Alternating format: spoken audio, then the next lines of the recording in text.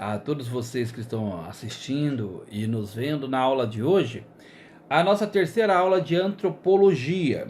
E hoje nós entraremos na antropologia da religião. A antropologia da religião, ela vai de encontro justamente ao aquilo que nós às vezes procuramos ou que nós queremos entender dentro do conceito de antropologia já voltado para a prática da religião, para a prática dentro do cotidiano das igrejas e assim por diante. Vamos lá, primeiro slide na tela. É o ramo da antropologia que é dedicado ao estudo das crenças religiosas do povo. A religião é a maior expressão da crença de um povo. A religião é uma das instituições sociais universal em todas as culturas. Toda sociedade conhecida pratica alguma forma de religião.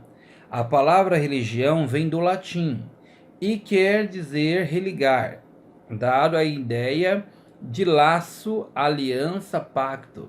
Religião é a ligação do homem com Deus.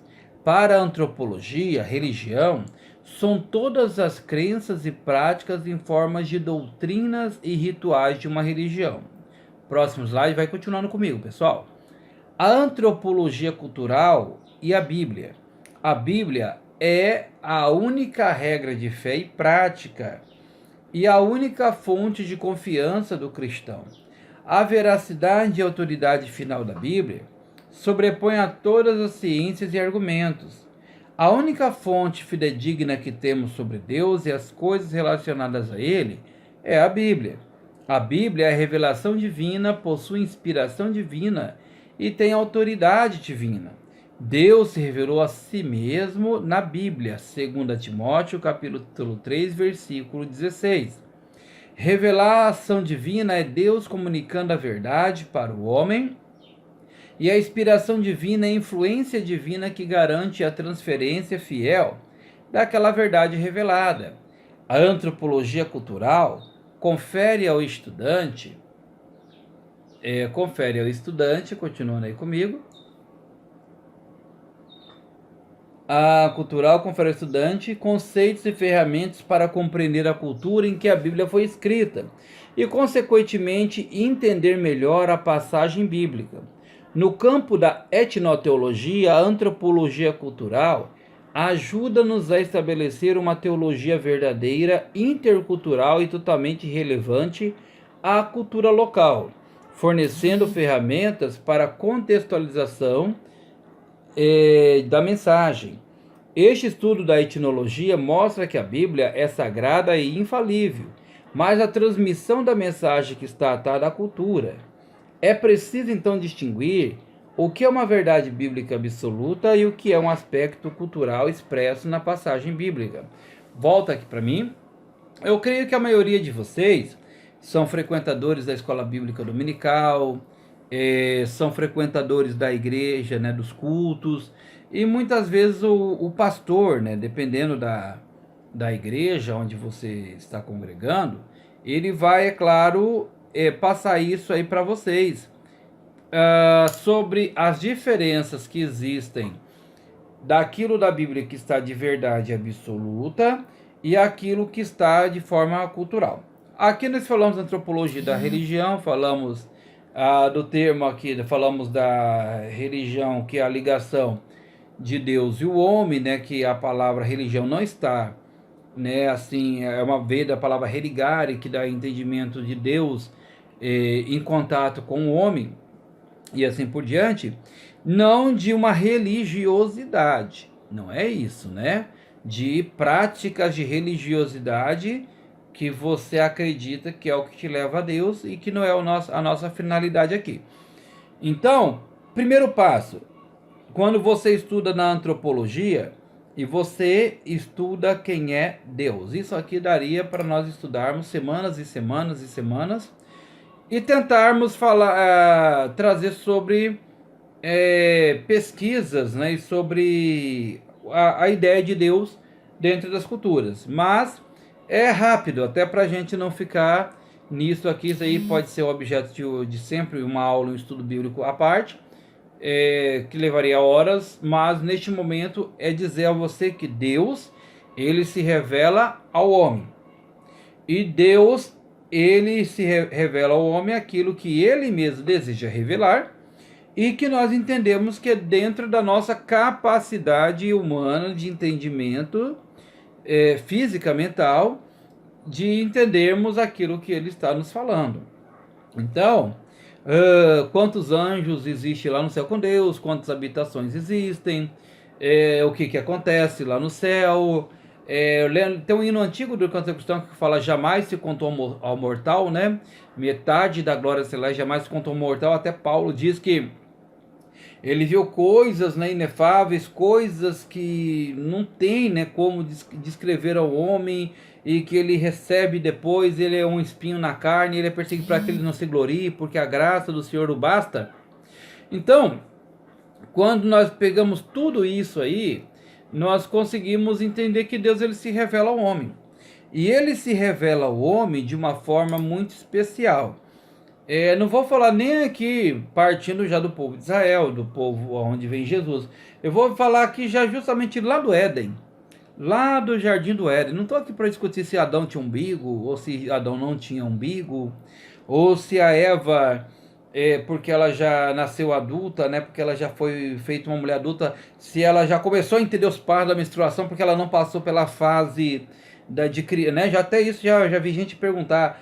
Ela não passou pela infância, pela adolescência, pela pré-adolescência, então ela não teve essa diferenciação de corpo. Então, como ela entendeu rapidamente o processo da amamentação, então, assim, bobagens, né? Não é nem a questão da antropologia pesquisar, são bobagens que eu acho que não vale a pena nem gastar o tempo de vocês e o nosso falando justamente sobre isso, mas sim focar em uma forma de entendimento, de aprendizagem, que vem falar de Deus que se revela.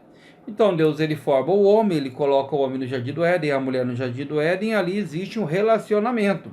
E este relacionamento que existe com Deus e Deus com o homem é justamente onde nós cremos que a partir dali existe a formação, onde temos ali onde Deus está com o homem. A palavra de Deus diz que ele foi colocado no jardim ali, ele cultivava o jardim. Não existe nenhuma afirmação aonde podemos dizer que ele chegou a matar um animal e fazer um churrasco no jardim, ele comeu uma carne assada e assim por diante, não. Mas fala-se que o homem ali, ele depois de pecar, Deus mata ali, né? A morte de um animal, ele faz roupas para se cobrir e é expulso do jardim. Ali está a primeira roupa, a primeira vestimenta de cozimento, né? Cozer no sentido de costurar, que existe. Aquele homem é colocado para fora do jardim do Éden. E a partir dali ele vê-se dentro de uma outra cultura. A partir dali ele já vê dentro de outro habitat, aquilo que estava com o jardim ali plantado, com o jardim que existia ali para ele cuidar, agora passa a viver do suor do seu próprio rosto, com aquilo que ele iria adquirir, que ele viveria a partir da sua expulsão, ok? Então, por que eu não posso falar que dentro da cultura a verdade absoluta ela tem que se confundir com a cultura? Por quê? Porque a verdade absoluta de Deus, ele não vai se confundir com a cultura. Se você já imaginou, se dentro da Bíblia Sagrada houvesse a afirmação que todos deveriam comer somente carne de carneiro, como que nós viveríamos nos dias de hoje? Se todos tivessem que tomar ou comer frutas que existem apenas em Israel, ou costumes que o povo judeu possui, muitas pessoas se infiltram dentro da cultura judaica porque acham que ali vai trazer grandes poderes para a sua vida, grandes bênçãos para a sua vida dentro da cultura judaica, porque foi a cultura do povo de Deus. Gente, isso daí é uma coisa que você vai estudar e vai começar a entender com o tempo, porque o próprio Abraão, quando ele sai de Ur dos Caldeus, e quando o próprio Abraão chega vai até a terra prometida, qual que é o costume que ele traz? Ele traz o costume da Índia de Ur dos caldeus, porque era o costume que ele tinha lá. Era a comida, era a forma de cozinhar, era a forma de viver. O Senhor tinha dado uma promessa para ele, ele creu em Deus, o único Deus, e a partir dali ele está vivendo uma forma de crer, vivendo a sua vida. Em nenhum momento você vê Deus dizer assim para ele, e não está escrito, eu só estou afirmando o que está escrito, não posso afirmar. A partir de hoje, Abraão, não use essas panelas, não use essas facas, não use esse garfo, não use esse copo. Nem o próprio sábado, nem a própria forma de cultura, depois que é a guarda de um sábado, como muitos defendem, não dizendo sábado, é claro que todos nós temos que ter o nosso sábado, temos que ter a nossa guarda, não de um dia da semana, mas um descanso para o nosso corpo e para que nós possamos ter a nossa vida em comunhão com Deus. Nós batistas temos o domingo e muitos outros cristãos que têm no seu dia e a sua forma, onde você faz tem os cultos diários, as devocionais diárias, mas onde tem a nossa forma de culto de vida no domingo dedicado sempre a esse descanso semanal e adoração ao Senhor e visitação e assim por diante. Então nós temos aí a nossa vida entendida nesse descanso a partir dos 10 mandamentos. Abraão não tinha descanso, trabalhava 24 horas? Claro que tinha. Pode ter certeza que ele tinha descanso. E uma técnica, uma forma de trabalho econômica, creio que muitos de nós nem entendemos. Por quê? Porque ele era um homem que tinha uma riqueza muito grande dentro das criações de animais. Dentro da criação de animais. Então ele tinha uma forma de criação de animal, uma forma de econômica muito boa, né? E aí isso daí tudo não vem Deus falando isso para ele. Primeiro ele foi justificado porque ele creu. Ele creu, foi pela fé. E a partir daí algumas situações foram mudadas na vida de Abraão, sim. E algo foi colocado na vida de Abraão, sim, de mudança. E uma delas, clara e explícita, é a circuncisão. Porque a circuncisão veio fazer parte da vida de Abraão, que era um símbolo, uma forma de aliança. Só que eu, como cristão, não acredito e não vejo na Bíblia Sagrada um respaldo que eu preciso me circuncidar. Eu preciso fazer a circuncisão para que eu esteja bem diante do Senhor. Em hipótese nenhuma, né? Até os que pregam as culturas judaicas por aí afora, que a Arca da Aliança, que não sei o que traz bênção para dentro da nossa casa, e nós precisamos carregar uma Arca da Aliança para cima e para baixo para a gente ser abençoado. Nem esses que trabalham com essa forma de crença defendem circuncisão, eu nunca vi. Nenhum pastor chega lá e fala, irmão, vamos fazer uma campanha da circuncisão? Faz fila os homens da igreja. Eu nunca vi, entendeu? Agora, aquilo de Deus, a forma de crer inviolável, a forma de crer indiscutível daquilo que o Senhor nos revelou, isso é imutável e isso precisa fazer parte. Cultura é uma coisa, fé, verdade absoluta de Deus é outra coisa, independente da cultura, ok? Próximo slide para vocês aí na tela agora. Etnoteologia, leiam comigo, tá? O que vem a ser para nós, né? A etnoteologia. Etnoteologia é a área de estudo relacionada com a apresentação do Evangelho e os modelos culturais relevantes na cultura receptora. Etnoteologia é a disciplina concernente à desculturalização, separação da cultura e contextualização da teologia. Cada cristão aprende a sua teologia num conjunto cultural e logo começa a ver seu comportamento como um comportamento cristão. Cosmovisão e contextualização. Continuando aí. Cosmovisão é a maneira pela qual as pessoas veem ou percebem o mundo, a maneira pela qual elas entendem o mundo ao seu redor e percebem sua participação e localização neste mundo. É a compreensão pessoal da realidade ao redor do que elas são. Na cosmovisão animista, a visão é a que a Terra é governada por espíritos e devido a esta percepção do mundo, tudo é regulado por esta crença. A plantação, a colheita, a arquitetura de suas casas, os rituais, a religião, as festas e os modos de expulsar os maus espíritos. Na cosmovisão hindu, a vida não está num tempo linear, começando com o nascimento e terminando com a morte, mas num tempo circular, onde os indivíduos renascem centenas e milhares de vezes.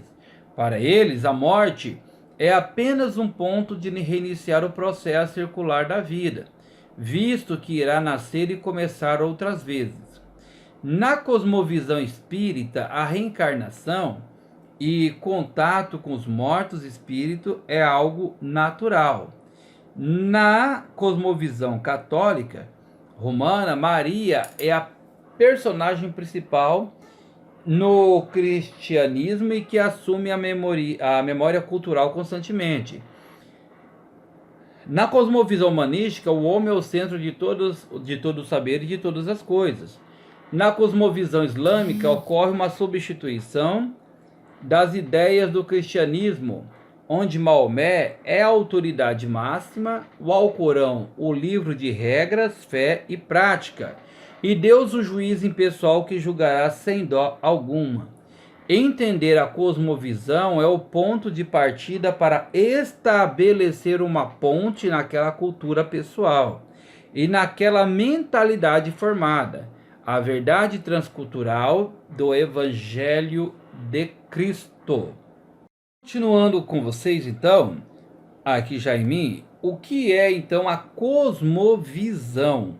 A cosmovisão, ela nada mais é do que aquilo que amplia, aquilo que é mundo, né?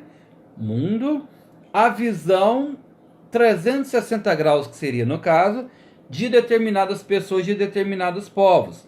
Então, é importante antes de você estudar uma cultura, você estudar justamente a cosmovisão daquelas pessoas. A cosmovisão, o mundo geral, a que cada pessoa tem e pratica, independente ali do povo, das pessoas, né, dentro daquelas religiões. Aqui nós colocamos animista, né, que às vezes vocês vê sempre nos livros de seitas e heresias, aparece a palavra, ele tem uma cosmovisão animista, ele pensa de uma forma animista. O que é? Lemos aí, que é onde os espíritos, devido à percepção do mundo, é regulado pelas crenças, pelas plantações, a colheita, a arquitetura das casas. Então, tudo isso, todos esses rituais e forma até de expulsar espíritos, são dados pelos próprios espíritos. Então, essa é a cosmovisão da animista. Dos hindus, eles não têm tanto problema em falar de vida após a morte, como é geralmente o problema de muitos povos, né, onde já se crê biblicamente, né, claro, já na morte, após a morte vem o céu, vem o inferno, vem a vida eterna de sofrimento, a vida eterna em paz com Deus, e assim por diante. Ele já não, ele já crê, a pessoa morreu, desencarnou, já está em outra, desencarnou também, já deve estar aí em uma criança, em alguma pessoa, e fica tentando às vezes até achar que a pessoa reencarnou ali bem perto, ali dentro daquela teologia espírita deles, da própria espírita, que é algo natural, da cosmovisão humanística, onde o homem é o centro do universo. Talvez vocês já viram aquela forma do homem lá de Leonardo da Vinci, né, que é onde é o homem, né, que é o círculo, é o homem nu, ele é o centro do universo, ele é o centro de todas as coisas, o homem que é o que determina todas as coisas, tal.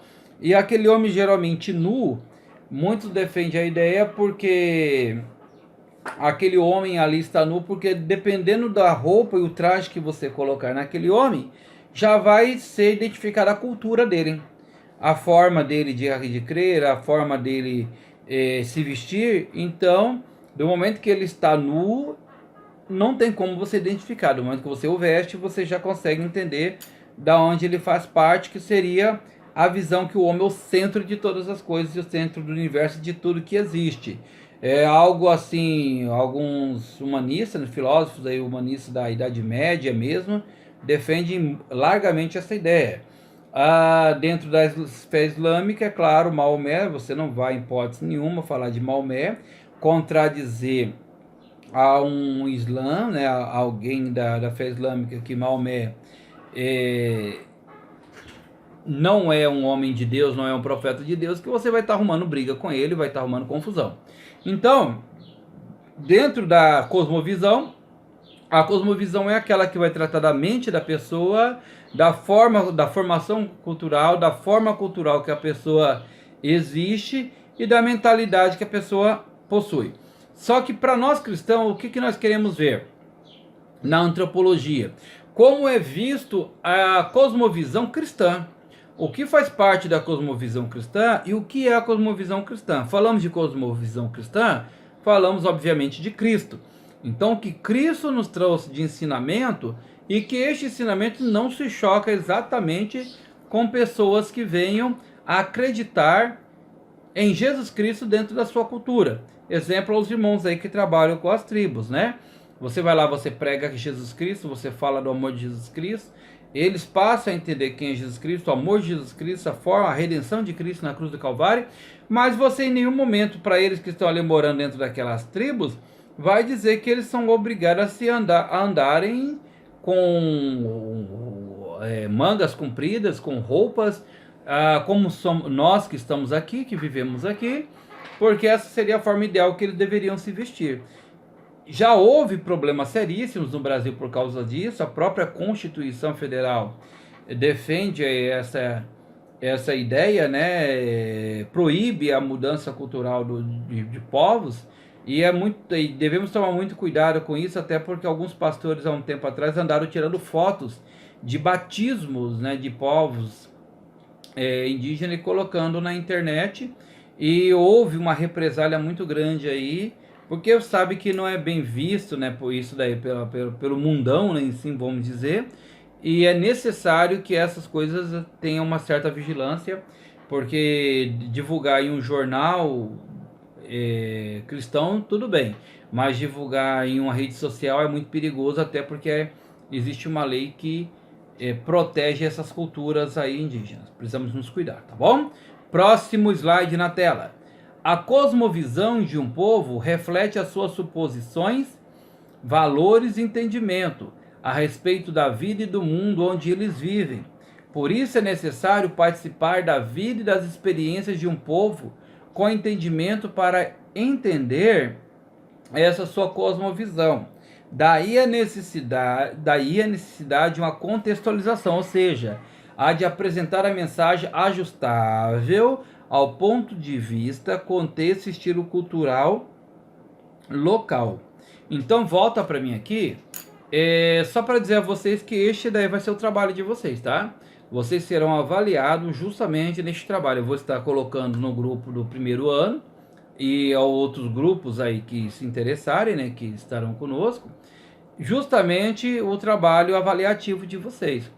Eu queria que vocês buscassem um povo, a este povo que vocês gostariam de ser missionários neste povo, com essas pessoas, e vocês buscassem o ponto de vista culturalmente, como essas pessoas vivem, como essas pessoas sobrevivem, né, se alimentam, comem, bebem, se vestem, dormem, creem, cantam, falam, pregam, enfim. E vocês criassem, né, a melhor forma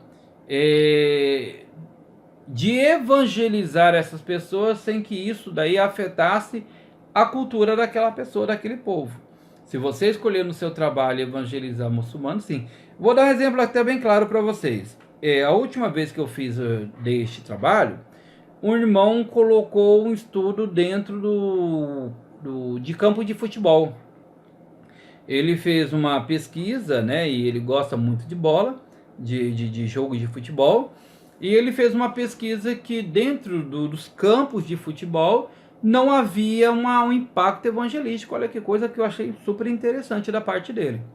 E aí o que esse irmão fez? Esse irmão fez uma pesquisa, a forma de jogo de bola, as regras do futebol, as regras de jogador para jogador não se machucar, o que é obrigado a ser seguido, o árbitro que está ali com uma força maior ali dentro do jogo de futebol, que precisa ser respeitada.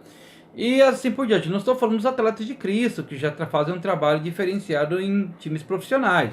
Ele fez de jogo de várzea, jogo pelada, né? Jogo mesmo que alguma parte do Brasil chama-se de pelada, que eu também me acostumei a chamar assim. E aí, ele fazendo essa pesquisa e fazendo este tipo de trabalho, ele mostrou as formas que daria para você poder evangelizar as pessoas e falar justamente do amor de Cristo para essas pessoas. Vocês me dão licença? Vai continuar gravando, eu não vou sair daqui, tá? Vai continuar gravando que eu vou buscar para vocês uma estratégia. Só um pouquinho. Continue aqui na gravação.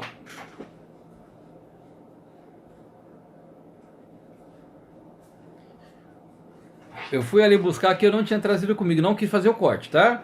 Mas olha que coisa interessante foi que as missões trouxeram tempo atrás. Ó, quem lembra? Quem lembra? Quem é mais antigo lembra. Que era justamente as missões mundiais com esses coletes aqui, ó. Daqui é para jogar bola, né? Que você utiliza. Então, geralmente você pegava aí alguns coletes deste, né? De jogo de futebol. E você colocava, né? As pessoas vestiam, jogavam bola e aqui estava testemunhando Jesus às nações, né? Testemunhando as nações. E aqui atrás, quer saber mais sobre missões mundiais? Fale comigo.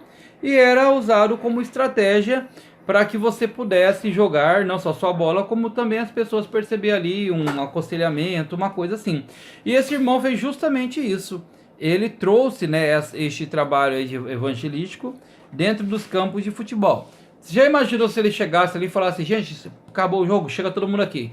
Você sabia que quem está jogando bola e se morrer vai tudo para o inferno? Porque é pecado? Como ele vai evangelizar dentro de um campo de futebol, falando que se as pessoas estão jogando bola é pecado?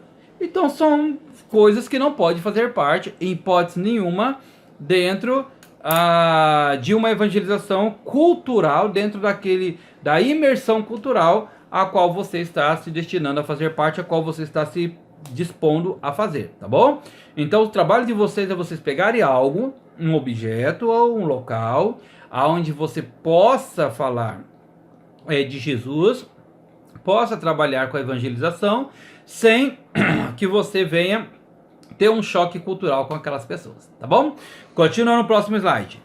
A comunicação transcultural vem, pois, a ser uma comunicação contextualizada, onde é necessário ter os conhecimentos da antropologia cultural para entender a cultura e a cosmovisão de um povo. Partindo do campo da antropologia, entramos no campo da teologia, que é o estudo de Deus, sendo a Bíblia um documentário histórico da revelação de Deus aos homens. Teologia é a ideia, o pensamento, o conhecimento que o homem tem acerca de Deus, e a religião é a prática. Nela, o homem expressa em atitudes, ações e hábitos o que esse conhecimento de Deus produziu nele. Cada sistema cultural e religioso traça um caminho para o homem expressar sua crença e prática religiosa. Na etnoteologia, vemos que cada cristão aprende sua teologia num conjunto cultural. A Bíblia é o mapa cultural e teológico do povo de Deus, e nela está contido o ensino de toda a teologia, padrões culturais e comportamento aplicável ao povo de Deus. Ela é o manual teológico e antropológico aos adoradores do único Deus vivo e verdadeiro. Só deixa eu vir rapidamente aqui para mim, para dizer a vocês que quando ele está dizendo aqui sobre a questão cultural, sobre a questão da forma de crer, da forma de culto, então você creu, você tem a Bíblia como seu padrão de fé, ok? Só que na sua cultura você aprendeu a fazer o culto 3, 4 vezes por semana, você faz a parte da tarde. Dependendo do país, eu já estive em muita igrejas rurais principalmente, onde os cultos eram à tarde. Ia das 3 às 5, das 3 às 6, dependendo da extensão do culto, da escola bíblica dominical, já fazia o culto junto. Por quê? Porque muitas vezes acordava-se no domingo, fazia alguma coisa para as crianças, ou tinha alguma forma de tratamento ali, de alimentação que era feito, ou cuidado, e aí todo mundo se separava. Pode ver que as igrejas americanas rurais mesmo, Quando você assiste no filme, você vê o pessoal chegando lá à tarde com o chapeuzinho no culto. Ou é de manhã ou geralmente à tarde. E aí, essas igrejas faziam o culto das 3 às 6, das 3, ou das 2 às 5, ou das 3 às 5. Por quê? Após esse culto, eles voltavam para suas casas e ainda preparava alguma coisa para o final do dia, já para a semana que estava se iniciando. Não há iluminação pública, as pessoas vêm a cavalo, vêm de bicicleta, não existe uma iluminação que as pessoas possam andar na rua e tal. Então, quem tem uma cultura e acha que o culto mesmo ele precisa ser feito à noite, tem que ser todo mundo reunido na igreja à noite, das 7 às 10, ou das 7 às 9, 7 e meia às 9 e meia, porque se não é assim, não é aceito por Deus, ele teria um choque muito grande dessa forma de culto. A Bíblia estabelece este horário? Claro que não, de forma nenhuma. A Bíblia estabelece que a forma de culto é 3 hinos no início, 2 no final? Também não, de forma nenhuma. Mas a palavra de Deus sempre nos diz que nós precisamos cultuar o Senhor. E este culto, ele precisa ser feito de uma forma onde nós nos congregamos. Por que a questão de congregar? Justamente para que um fortaleça o outro. Ali está um irmão cantando, outro irmão louvando a Deus com hino, outro trazendo a palavra. E nós fazemos esse culto em comunhão, essa comunhão eclésia, né? Essa comunhão em fé e em amor. Agora, não existe um estabelecimento de horário aí obrigatório para que este culto venha a acontecer. Quem trabalha dessa forma, quem acredita nessa forma, vai ter teria sérios problemas em países como este que eu acabei de citar para vocês, tá bom? É o que culturalmente não envolve também nas formas de culto e nas formas de celebração, e que não é uma parte imutável biblicamente. Não existe um horário estabelecido para culto, uma forma estabelecida para culto. Temos este costume de começar com louvor e terminarmos com a pregação. Temos sempre este costume, não é verdade? De começar com a pregação. Algumas igrejas, dependendo do estudo bíblico, dependendo da pregação, reúne, canta um louvor, um corinho e já vai direto para a pregação, até para que não mingue a pregação, não seja 1h30 de louvor e 15 minutos de pregação da palavra de Deus para as suas vidas, né? Isso é até no culto cristão, na matéria, na disciplina culto cristão, isso vai ser amplamente debatido por vocês aí. E também faz parte culturalmente até as quantidade de horas de culto e a quantidade e a forma de culto também, tá bom? Isso culturalmente, se você mudar de país, você vai sentir que existe a diferença de celebrações. Próximo slide. Mitos e teoria da criação. Para finalizar aqui, nosso terceiro ponto da aula, né? A narrativa mitológica. O mito é uma narrativa tradicional com caráter explicativo ou simbólico, profundamente relacionado com uma dada cultura ou religião. O mito procura explicar os principais acontecimentos da vida, os fenômenos naturais, as origens do mundo e do homem, por meio de deuses, semideuses, heróis. Todas elas são criaturas sobrenaturais. Pode-se dizer que o mito é uma primeira tentativa de explicar a realidade. A explicação mítica é contrária à explicação filosófica. A filosofia procura, através de discussões, reflexões e argumentos, saber e explicar a realidade com razão e lógica, enquanto que o mito não explica racionalmente a realidade. Procura interpretá-la a partir de lendas e de histórias sagradas, não tendo quaisquer argumentos para suportar a sua interpretação. Ao mito está associado o rito. O rito é o modo de se pôr em ação o mito na vida do homem. Cerimônias, danças, orações, sacrifícios. O termo mito é por vezes utilizado de forma pejorativa para se referir às crenças comuns, consideradas sem fundamento objetivo ou científico, e vista apenas como histórias de um universo puramente maravilhoso, de diversas comunidades.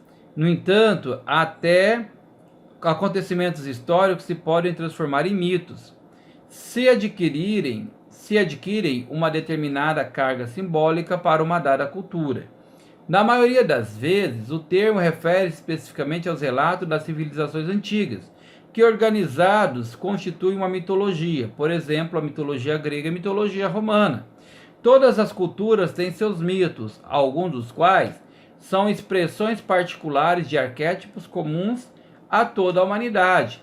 Por exemplo, os mitos sobre a criação do mundo repetem alguns temas, como ovo cósmicos ou Deus assassinado e esquartejado, cujas partes vão formar tudo o que existe. Mito não é o mesmo que fábula, conto de fábulas, lenda ou saga. Volta para mim. Então, mito, todas as vezes que nós falamos de mito na antropologia, talvez vocês já estudaram em história, em outras formações que vocês tiveram anterior a essa, o mito ele vai vir lá de trás da Grécia Antiga, e onde geralmente o mito ele não é confundido com aquilo que é científico e pesquisado cientificamente, tá? Cria-se que um Deus se relacionou com o ser humano e nasceram os heróis. Aí você vai lá para Hércules, vai lá para tantos outros e cria-se até a lenda, né, dos super-heróis. E é tão famosa essa crença e é tão admirável e maravilhada essa crença que temos até hoje os super-heróis Marvels, aí, né? Hoje é o Ultimato, né? Como é? Vingadores, Ultimatos, Vingadores, não sei o que, Vingadores, isso. Então, um homem lá que tem um martelo, e este martelo ele é o deus do trovão, né? Thor, e tem um martelo, e este martelo aí faz com que, né, ele tenha grandes poderes. Tanto é que um filme desses Vingadores diz que na hora que alguém lá levanta um martelo, eu não assisti, mas alguém levanta o martelo de Thor, não sei se é o Homem de Ferro, alguém que levanta o martelo de Thor, e no cinema as pessoas gritavam, né, deliravam, porque havia havido uma supremacia, né, adquirido poderes dentro daquele momento, tal. Já diz aí as grandes bilheterias, né, o Harry Potter, né, mega sucessos, dos vampiros aí, mega sucessos, né, campeões de bilheterias, Vingadores, né, campeões de bilheterias, e assim, uma vida lá da favela, uma vida do aluno, do estudante que tem uma superação de vida, que consegue vencer, não atrai tanta bilheteria, não atrai tanto, porque o homem ele é fascinado pelo mito, por essas coisas, e aonde é o cuidado que se tem atribuindo a anjos mitologia, né? Ah, Senhor, o seu anjo aqui, Senhor, vai fazer com que eu destrua os demônios. Graças a Deus, a palavra de Deus nos diz os anjos. E na angelologia nós estudamos muito sobre isso. Na angelologia é uma batalha no céu com o dragão e Miguel e seus anjos, e a palavra de Deus fala dessa batalha. Existe um mundo espiritual, mas não de uma forma mitológica, como alguém está vendendo a campanha do martelinho de Thor, a campanha da espada do arcanjo Miguel, né, que você vai cortando os laços. Então, não é desta forma, apesar que isso fascina as pessoas. Então, mito é justamente aquilo que não precisou nunca cientificamente ser provado. Isso era mitologia. Eles não tinham nenhum problema com isso, criam e pronto. Agora, existe algumas situações que pode se tornar mito? Sim, existe algumas situações que pode dizer, nossa, na realidade se tornou um mito, porque foi um acontecimento tão grande e tão assim diferenciado e tão sério que ele se tornou um mito sem a explicação racional. Claro que sim. O próprio Sansão, né? O Espírito de Deus se apoderava de Sansão e Sansão matou, levantou as portas, derrubou tantos homens. Então isso daí pode falar, isso se tornou um verdadeiro mito. Quando está falando isso daí se tornou um verdadeiro mito, neste sentido antropológico, não está dizendo que aquilo ali era uma mentira. E não confundam, tá? Aquilo ali não foi uma ficção, aquilo ali foi real. Aquilo ali aconteceu de fato. Só que se tornou algo que se tornou como se fosse um mito, porque foi algo singular. Algo que se tornou um grande mistério na vida de um homem usado por Deus, chamado Sansão. Você pode fazer a campanha da força de sanção e ir lá para o UFC e tentar derrubar todo mundo com a força de sanção e não derrubar. Você pode ser nocauteado. Por quê? Porque não foi essa forma e não é dessa forma que o Senhor se apresentou para que você pudesse também exercer um dom que Ele te deu de você sair derrubando as pessoas. Então aquilo, pode-se dizer que aquilo ali foi um mito histórico? Foi algo diferenciado? Sim, não é mito fantasioso e mentiroso, mas aquele fato se tornou um mito porque se tornou algo diferenciado. E rito, o que é o rito? O rito nada mais é do que aquilo que faz parte da vida de um homem. Este rito, ele é considerado e existe como é a forma de ritual. Então, qual é a forma de ritual, como é o rito da igreja, como é a forma ritual que se acontece, qual é o ritual que se faz quando você ora, né, a Deus. Quais são os rituais? São as cerimônias, são as danças, são as orações, são as formas de você fazer com que as suas orações, as suas formas de crer, aquilo que você crê, ele se torne um rito. Você orar e as pessoas ficarem em silêncio. Então, existe um ritual, existe uma forma que você faz e que na antropologia segue e que também deve se tomar muito cuidado. Você vai para uma tribo indígena e pregar o evangelho e chega em determinado momento que essa tribo indígena faz um ritual ali em favor dos mortos, você se interferir no meio daquele ritual ali, das pessoas ali, e sair dizendo que aquilo ali não é de Deus, você vai ter problema. Você pode ter problema seríssimo, porque na maioria das vezes esses rituais que eles fazem ali são antigos e já são de muitos e muitos anos. Então você precisa tomar muito cuidado com aquilo que você fala, com aquilo que você possa estar compartilhando. Modelos de mitos cosmogênicos. Apesar de acompanha comigo aí que eu vou ler somente este primeiro aqui, ou melhor, A e a B, que é o que nos interessa. Apesar de sua diversidade, as concepções míticas da origem do mundo recorrem, de modo geral, a dois modelos básicos. A criação por um ser supremo. Os estudiosos do século XIX pensavam que o tema da criação por um ser supremo era inerente a um estágio cultural avançado. Pesquisas posteriores, no entanto, observam essa crença entre povos primitivos da África, ilhas do norte do Japão, América, Austrália Central e muitas outras partes do mundo. A natureza desse ser supremo, que frequentemente é acompanhado de algum outro, hierarquicamente inferior, difere de cultura para cultura. A criação se realiza mediante seu pensamento, sua palavra, como na Bíblia e no Popol Vuh, e às vezes com certo sentido de emanação, com seu calor e suor. Todos esses mitos, porém, possuem características comuns. O Ser Supremo é onisciente e todo-poderoso. O ato de criação é consciente e deliberado, planejado e livre, já que a divindade não fica vinculada à criação. A divindade desaparece até que se produza algum acontecimento catastrófico. A criação é um paraíso que se desfaz por causa de um pecado. Nas concepções míticas sobre a criação por um ser supremo, não cabe, no entanto, falar de criação a partir do nada, no sentido filosófico e religioso da expressão.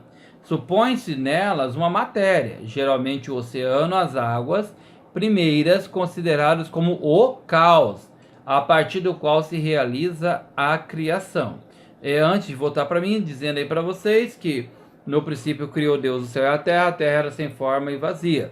Então, nas concepções místicas da criação, a terra não surgiu ali, aquele planeta, justamente do nada. Não havia um vácuo e surge algo. Mas nós cremos, é claro, exatamente do princípio criou Deus o céu e a terra. Então continue comigo só para vocês entenderem. Continua aí só ouvindo. Na criação, Deus ele cria os céus e a terra. Alguns até dizem que aquele no princípio criou Deus o céu e a terra era sem forma e vazia, porque a terra havia sido contaminada após Satanás ser lançado junto com os seus anjos, né, os seus seguidores, vamos assim dizer, e que havia ali uma recriação. Essa terra havia sido e foi recriada. Isso aí vocês vão estudar largamente em outras disciplinas teológicas. Até esse debate é o debate antigo, que já existe, né? Que a Terra pode, a Terra, o planeta Terra, já ter havido, né, uma outra formação, até mesmo de um próprio, de uma habitação angelical, mas que depois houve uma contaminação, e isso daí, este termo em hebraico, essa é uma reconstrução, uma terra que foi reconstruída porque havia se corrompido, tá? Mas só para que fique mais ou menos entendido esta parte da forma de criação. E continuando aí na B, ainda comigo, antes de voltar para mim, criação por divisão. Continuando comigo aqui, pessoal, a criação por divisão na letra B de uma matéria primordial, como está no slide aparecendo para vocês agora. O segundo modelo de mito cosmogônico corresponde àqueles que, mesmo apresentando certas similitudes com as anteriores, já que podem confundir-se com Deus ou um ser supremo, são resultados de toda a ênfase na própria energia interna da matéria e manifestações como um caos amorfo, um ovo primeiro ou um primeiro casal. O mito dos Dogos, povo da África Ocidental, narra que o ser divino criou originalmente um ovo que havia dois gêmeos. Um destes, fugindo com parte da substância existente para produzi-lo e criá-lo, resultou imperfeito. Nesse tipo de mito, o ovo representa a androginia, macho e fêmea. A perfeita totalidade se desfaz com a separação dos gêmeos. Os maores das ilhas da Oceania acreditavam que de início o céu e a terra estavam estreitamente ligados e seus filhos, oprimidos pela escuridão, cortaram os tendões que os uniam, fazendo o céu afastar-se com o que a luz entrou. Uma variação desses mitos seria a criação por desmembramento de um gigante, que simboliza a matéria. A esse modelo deve corromper o sacrifício de Purusha, narrado ao Rig Veda hindu. De sua cabeça saiu o sol, de seus pés a terra, de sua consciência a lua e de sua respiração o vento. Volta para mim aqui rapidamente, só para deixar claro para vocês. Assim, existe um livro que eu já citei várias vezes em algumas outras aulas, que ele se chama O Fator Melquisedeque. O Fator Melquisedeque, o missionário que faz ali uma busca dentro das culturas dos povos, ele começa a perceber que aquelas pessoas possuem uma cultura, possuem um povo, e essa cultura, este povo, eles buscam de uma forma acreditar em um Deus soberano, em um Deus que haveria de mandar alguém para lhe trazer sua mensagem. E muitos desses povos também distantes, cria-se que havia um Deus que havia dado seu filho por amor à humanidade. Muitas pessoas, ao invés de aproveitar a oportunidade e falar de Jesus, e aproveitar e falar, assim como Paulo afirmou, né, que este Deus que o qual vocês adoram sem saber é o que vos anuncio quando vê o altar ao Deus desconhecido. Eles começam a questionar e começam a bater de frente com essas pessoas. Se você começar a bater de frente com essas pessoas e começar a questionar aquilo que eles já creem, você perde, o mínimo que você faz é perder uma grande oportunidade de falar de Jesus Cristo para essas pessoas. Eu digo que são oportunidades como as oportunidades de pessoas que chegam na casa de alguém, começam a criticar o teto, a parede, a forma de parede, que aquela parte estava errada, que aquela forma estava errada, que aquela outra forma não deveria ser feita assim, e assim por diante. Então você vai começar aborrecendo os donos da casa, você vai começar chateando as pessoas que estão ali te dando abrigo ou te recebendo, ao invés de utilizar formas de você conquistar aquelas pessoas e que aquelas pessoas possam entender a mensagem do Evangelho. Este mito da questão do ovo, que havia um grande ovo, havia ali nascido gêmeos, nós, inclusive, isso daí é estudado por alunos até mesmo do quinto ano do ensino fundamental. Como se deu a criação do mundo, como surgiu o mundo, como o mundo veio surgir para aquelas pessoas, para os habitantes do mundo, para as pessoas que estavam no mundo, como veio surgir o sol, como os pedaços de alguns deuses, né, os hindus criam assim, de deuses começaram a virar as estrelas, a cabeça virou o sol, e ele começou a se esquartejar, e começou a dar início à vida. E assim são situações que muitas vezes pode se chocar com o entendimento de muito cristão, né, de que não aceita utilizar aquilo que aquela crença, aquelas pessoas já possuem para poder evangelizá-las.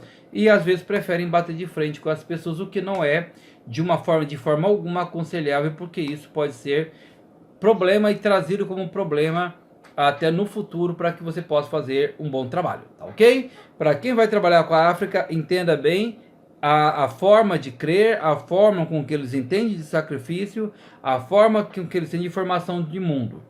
Ok? Falei a B, falei a e a B, que seriam nossos principais, mas ainda dá tempo, vamos para C. A cosmogonia germânica. No início dos tempos, não existia nada além de Ginnungagap, nem areia, mar, ou céu ou terra. Havia sido criados. Depois de muito tempo, um novo reino ao sul emanou, um reino chamado Muspelheimr, feito de fogo, brasa ardente e calor abrasador. No norte, uma segunda região chamada Niflheim surgiu, que consistia de ventos amargos, gelo e neve.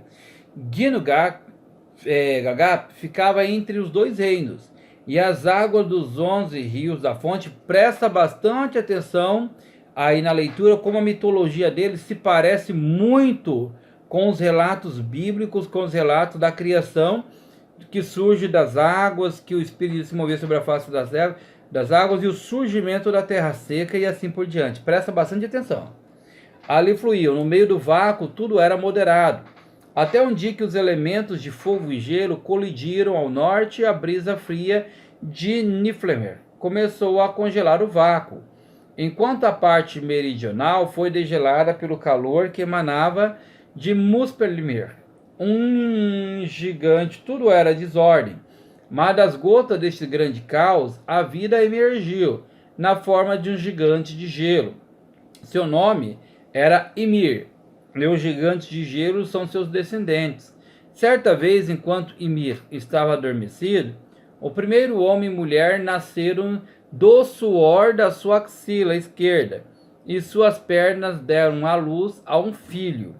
Enquanto isso, o gelo em Ginnungagap continuava derretendo até que a vaca Aldumila, né, emergiu.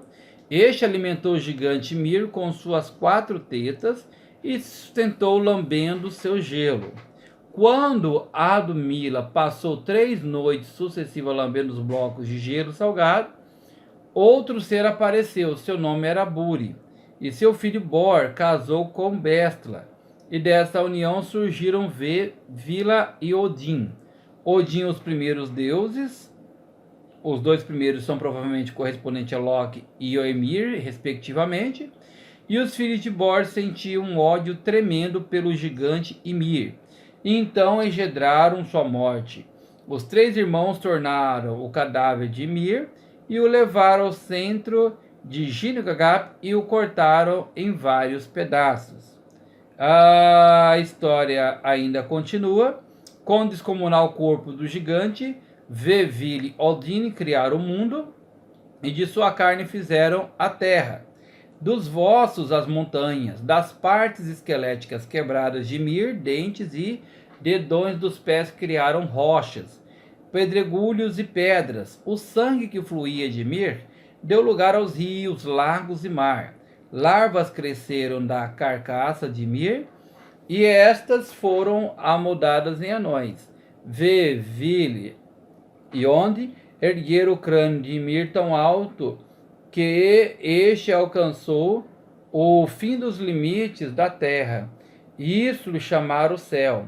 E para sustentá-lo sobre a terra, os filhos de Bor colocaram 4 anões, Norori, Nordri, Surdri, Astro e Vertre, um em cada um dos 4 quadrantes, ou seja, corresponde respectivamente aos 4 pontos cardeais, norte, sul, oeste e leste. Os 3 irmãos arrebataram brasas ardentes do reino de Muspelherme e formaram o sol, a lua e as estrelas. Estes globos foram colocados sobre o mundo para iluminar a terra, e para algumas estrelas foram determinados pontos fixos do céu, enquanto para outros foi dado permissão para dançarem livremente. Voltando aqui para mim, pessoal, sempre dentro da mitologia, dentro da formação humana, da formação do céu e da terra para esses povos, surgem pessoas e surgem formas humanas que são despedaçadas, e dali, do sangue daquelas pessoas, do suor, nascem literalmente outras pessoas, né, outros seres humanos. Pode até parecer engraçado para nós que somos aqui do Ocidente, nós somos brasileiros, dizer que nasce do suor da axila de alguém um ser humano.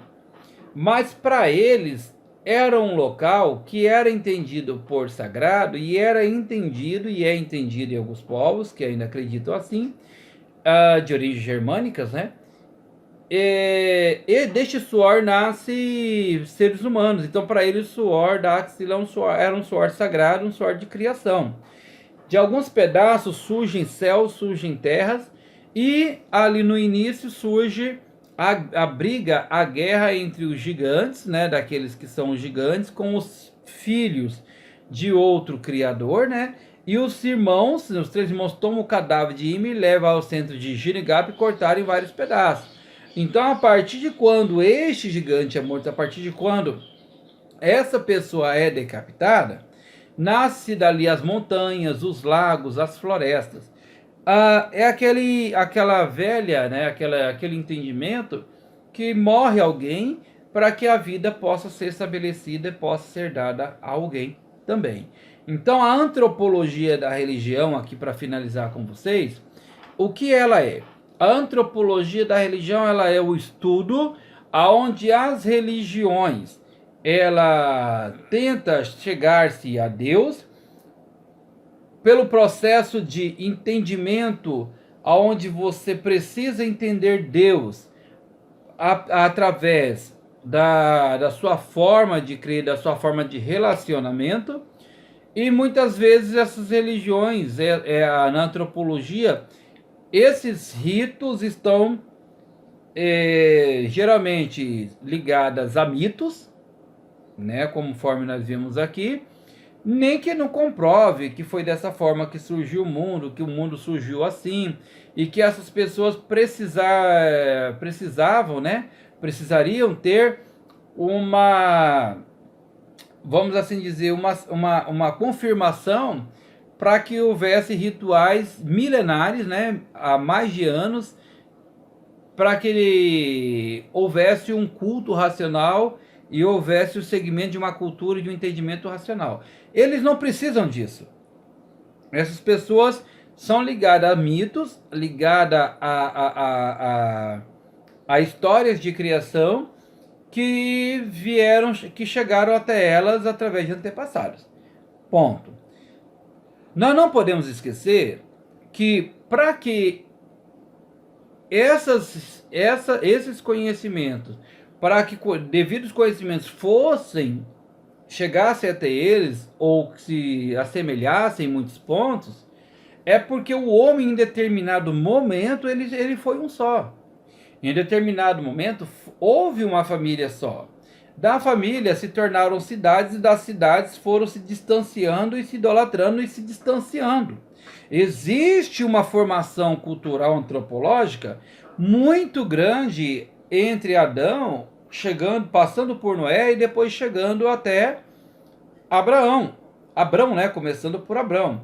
Por quê? Porque ali em Noé há o dilúvio, depois de Noé as cidades também se dispersam, as pessoas formam outras cidades, formam outras pessoas, Essas pessoas começam a viver de maneira selvagem, ué, irmão, mas como que em Noé já existia uma vestimenta, já existiam roupas, já existiam formas de vestir, depois as pessoas começam a andar nuas?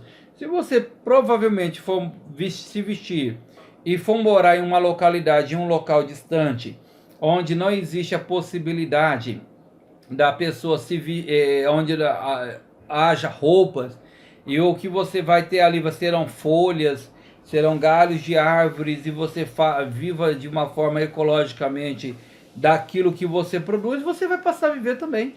Você pode ter agora uma Ferrari, mas vai tentar morar lá no meio da floresta amazônica para você ver. Com o tempo você vai se acostumando a se vestir com folhas, se vestir não ter o fogãozinho elétrico, você vai começar a acender fogo de uma forma um pouquinho mais primitiva, de uma forma um pouquinho mais antiga, e assim nós cremos que são que as pessoas carregaram consigo e construíram culturas diferenciadas. A forma religiosa, a forma da pessoa crer em Deus e a forma religiosa com que eles possam ter se contaminados e eles possam ter vividos, é uma forma que não era tão distante dos termos bíblicos, porque você lembra das coordenações que o Senhor falava através dos seus profetas, que Deus fazia, daqueles que ofereciam seus filhos ao fogo, né? Dos rituais que se faziam, inclusive com sacrifícios humanos. Mesmo em Israel, com toda a cultura que Israel tinha, com todos os escritos que Israel tinha, aqueles povos já tinham aquelas formas de culto. Imagina aquelas pessoas que estavam morando distantes daquele país ali de Israel. Não esqueça que na antropologia você vai lembrar de tudo isso. Dessa área geográfica que existe de um povo que aliou o povo de Israel e que muitas vezes esses povos estavam distantes, que são o caso dos povos da América, os povos da Oceania e de países que estavam distantes. Então, o entendimento de criação de mundo e de ritos e mitos que chegam para a criação do mundo nesses povos são de formas com que chegaram a eles de uma forma né, contado de forma de mito, né, para que depois eles fossem entendidos como forma de uma crença como se fosse verdadeira e que a antropologia trabalha e trata aí, que envolve várias situações, que são o habitat da pessoa, a comida, o que ela tem, o que ela vive, os fenômenos da natureza do qual ela pode estar ali ciente. Eu até brinco com as pessoas que eu, quando era criança, né, ouvia muito da história da Chorona, né? Quem nunca ouviu da Chorona dentro do banheiro que chorava, ou da mulher de algodão, que as meninas quando iam no banheiro iam 3, 4, 5 ao mesmo tempo com medo da mulher do algodão. Mitos. Alguém já viu aí? Mulher do algodão dentro do banheiro de uma escola? Não. Mas para uma criança é tão aterrorizante que ela acredita, ou no homem do saco, meu Deus amado, coitadinho dos rapaz, do pessoal que catava alguma coisa quando passava na rua, que eu era criança, eu corria, ia escondia debaixo da minha cama, porque o homem do saco ia me jogar dentro do saco e ia me levar embora. E são mitos e histórias que se contam dentro de um povo e que a antropologia estuda, ok? Espero que eu possa ter ajudado nesse entendimento. Vamos buscar sempre entender as questões religiosas e a questão da religião, para que o único verdadeiro Deus seja sempre exaltado em nossa vida e na vida daqueles que nos ouvem, ok? Fique com Deus, até a próxima aula.